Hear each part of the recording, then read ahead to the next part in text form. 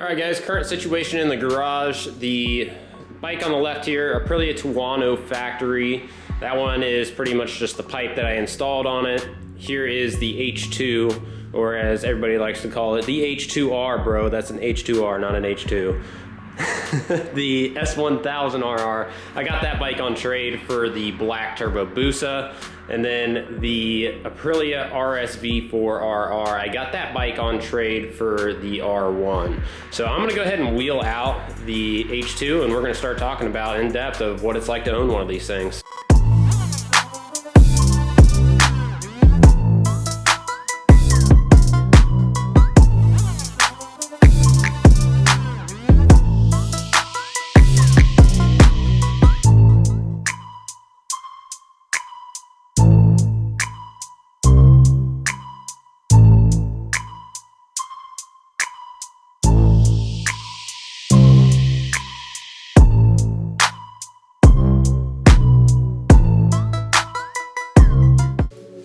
First things first with this bike is how much I bought it for, and I bought this bike used, and it was one of the only used H2s for sale in the US when I bought it. I think that there was one other one in California, and this one came from Indiana, I believe, and I got a pretty good deal on it. I ended up picking it up for $20,000. And it had, I believe, right around 3,000 miles on it, 2,500, 3,000 miles. It already had the Van Diemen exhaust on it, and it already had a filter, and it had auto tune on it. So the bike already made 230 odd wheel horsepower when I bought it. So that's a screaming deal on an H2, to be honest with you. They're hard enough to find used as it is, but I mean, to already have a $2,500 exhaust on it, plus other goodies, I couldn't pass it up. So all of this carbon fiber came from Moto Composites. I really wanted to make it look like an H2R, but yet still have enough difference in the carbon fiber to distinguish that it's not just an H2R look on the front end, but basically still have enough to make it look a little different, give it a little extra, because the H2R doesn't have these side panels in carbon fiber, and to be honest with you, I'm probably gonna make this entire bike carbon fiber. At this point, it looks so sick with the carbon fiber, I'm just gonna keep adding more and more on. But the upper wings and all of the other carbon came from Moto Composites. These lower H2R wings are actually true H2R wings. I got those from Damien, and I got a pretty good deal on those as well. Total in carbon fiber on this bike, I've got roughly about $3,500. And that is just the front end, the wings. The wings are expensive on these bikes. I think I paid, just for the upper wings, it was like $800 just for the upper two wings. So making your bike carbon fiber is definitely not cheap. The next things you have to do to really make this bike scream are H2R cams, stage 3 supercharger gears, and of course you need an intercooler. I had all my stuff done from Travis Yeager. He is the guy to go to for these H2s. I believe for the entire stage 3 package, which is the supercharger gears, it's the H2R cams, and it's his custom intercooler installed and tuned. I think I paid like somewhere around $4,600 to $4,800. So it's not cheap, but that will bump you up into the 300 wheel horsepower range. Now, an H2R typically from the factory puts down somewhere in the area of 260 to 280 wheel horsepower. So we're significantly above that. This one made $299 at the tire, and that was on a pretty conservative dyno. So honestly, it could be even more than that. I don't know, I may put it on a different dyno just to see what it does. But I can tell you, under full throttle, you're hanging on for dear life. As far as maintenance goes on this bike, it really hasn't been that bad. The biggest thing being I'm having tons of issues with the clutch now. My clutch has probably got 4,800 miles or so on it. So it's toast. I mean, I beat the living crap out of this bike, so it was due for a clutch. The biggest thing is they're on back order, so I can't even get a hold of one. I've had one on order for about 2 months now. One of the guys off the H2 pages was kind enough to sell me his slightly used clutch, and it still wasn't cutting it. It had a little bit more stack height than my clutch did, but it just wasn't enough for the H2. I do have the Brock springs in here, so it does have the clamping force, and most bikes in my power range are fine with just Brock springs. So it really just needs a new clutch. I mean, there's no cutting it any other way. It just needs a new one.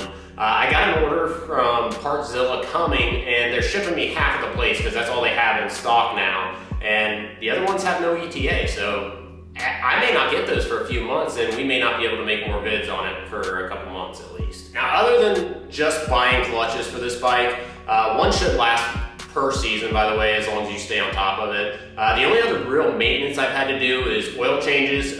When Travis did the Stage 3 package, he re-shimmed my valves, so those are good to go. But it is one of those things that if you blow an engine on this bike, it's not just regular engine. I mean, these motors, if you detonate one of these things, I'd figure on probably somewhere in the $8,000 to $9,000 range to put a new motor in this bike. So keep that in mind.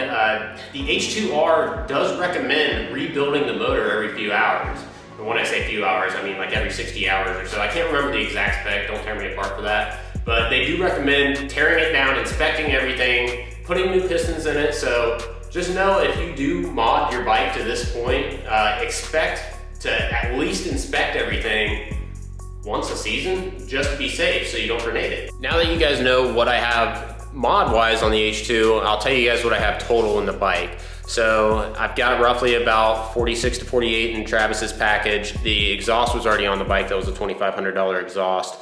The filter was already on there, so I don't have much in that. The swing arm, I do have about 1,400 in. I bought the entire setup used that came with chain, swing arm, ZX14 wheel, all that good stuff. So, I mean, if you figure grand total, just figuring odds and ends, carbon fiber, all that, I've probably got somewhere in the 28 to 29,000 range, somewhere right in there right now.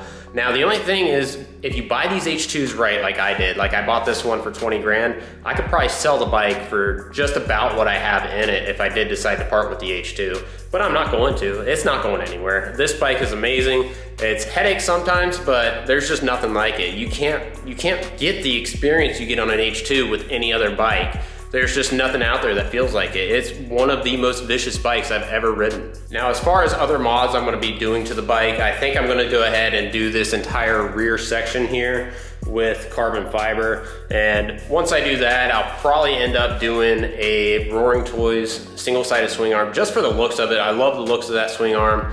But other than that, I think I'm pretty much gonna leave it as it is and just ride it. At this point, I just need to enjoy it. It was down for a couple months for an issue. I couldn't figure out what was going on. So now that it's back together and my clutch will be here sometime between now and next year, apparently, I'm just gonna enjoy the bike. It's not going anywhere. It's gonna be around the channel for a long time. The Turbo Busa is well underway at this point as well. Travis Yeager has the bike. I've already ordered the Turbo, which is a Precision PTE 5558 with a 82 exhaust housing on it. So that should be plenty to get me into the 5 to 550 wheel horsepower range. I think I'm gonna actually go ahead and try to get Boosted Cycle Performance to do the build on it after Travis is done with the turbo kit. I just need to get a hold of him and iron out all the details on that. I'll keep you guys updated as that one goes. Now, as far as the plans on these bikes, these two right here, they're gonna be for sale. So the S1000RR is a 2015 and I am selling it for $13,000, and the Aprilia is a 2019 RSV4RR. I'm going to be selling it for $13,000 as well. I need to fund the Turbo Busa build, so that's where that's going.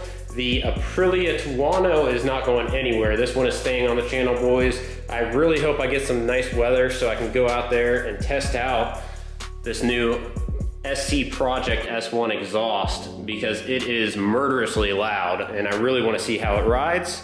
Well guys, that about sums up this video. I just wanted to put something together to show you what it's actually like owning one of these bikes, what the cost of ownership is, the maintenance costs on it, and what to expect if you do have problems. Hopefully this motor lasts me a long time, because this is one of the most expensive motors to build.